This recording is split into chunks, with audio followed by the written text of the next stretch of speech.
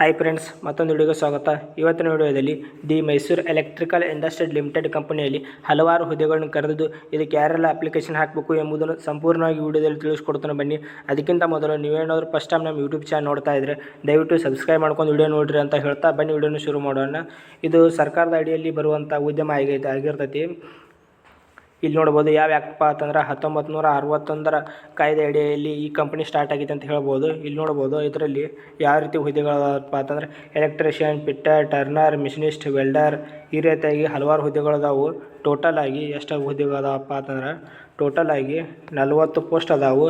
ಈ 40 ಪೋಸ್ಟ್ ವಿದ್ಯಾರ್ಥಿ ಒಂದೇ ಇರಬೇಕು. ಇಲ್ಲಿ ನೋಡ್ಬೋದು ಭಾರತ ಸರ್ಕಾರದಿಂದ ಮಾನ್ಯತೆ ಪಡೆದ ITI ವೃತ್ತಿಯಲ್ಲಿ ಉತ್ತೀರ್ಣರಾಗಿರಬೇಕು.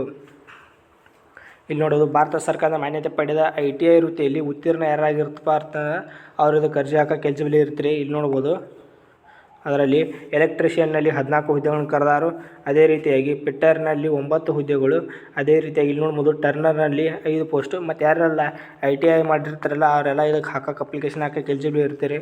ITI ಮಾಡಿದವರೆಲ್ಲ ಇದಕ್ಕೆ ಅಪ್ಲಿಕೇಶನ್ ಹಾಕ್ಬೋದು.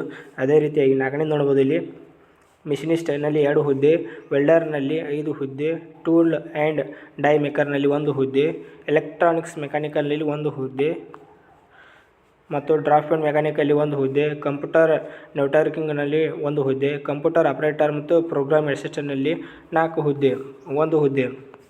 ಟೋಟಲ್ ಆಗಿ 40 ಹುದ್ದೆಗಳನ್ನು ಕರೆದಿರ್ತಾರೆ. ಮತ್ತು ಎಕ್ಸ್ಪೀರಿಯೆನ್ಸ್ ನೋಡೋದಾದರೆ 1 ವರ್ಷ ಎಕ್ಸ್ಪೀರಿಯೆನ್ಸ್ ಇರಬೇಕಂತ ಹೇಳಿದಾರು. ಮತ್ತು ಇದನ್ನ ಯಾವ ರೀತಿಯಾಗಿ ಅರ್ಜಿ ಸಲ್ಲಿಸಬೇಕು ಮತ್ತು ಇಲ್ಲಿ ನೋಡ್ಬೋದು ITI ಪಾಸಾದಂಥ ವಿದ್ಯಾರ್ಥಿಗಳು ಇದನ್ನ ಅಪ್ಲಿಕೇಶನ್ ಹಾಕೋಕೆ ಎಲಿಜಿಬಲ್ ಇರ್ತೀರಿ.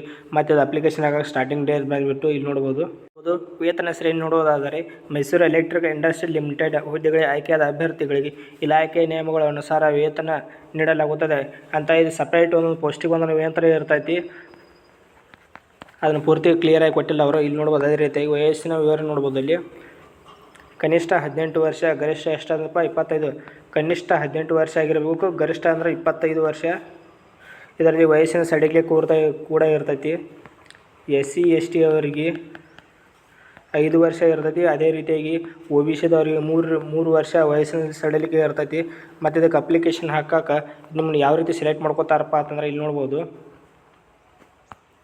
ಮೈಸೂರು ಎಲೆಕ್ಟ್ರಿಕಲ್ ಇಂಡಸ್ಟ್ರಿ ಲಿಮಿಟೆಡ್ ಇಲಾಖೆ ಹುದ್ದೆಗೆ ಅರ್ಜಿ ಸಲ್ಲಿಸಿದ ಅಭ್ಯರ್ಥಿಗಳನ್ನು ಮೆರಿಟ್ ಲಿಸ್ಟ್ ಅಥವಾ ಸಂದರ್ಶನದ ಮೂಲಕ ಆಯ್ಕೆ ಮಾಡಲಾಗುತ್ತದೆ.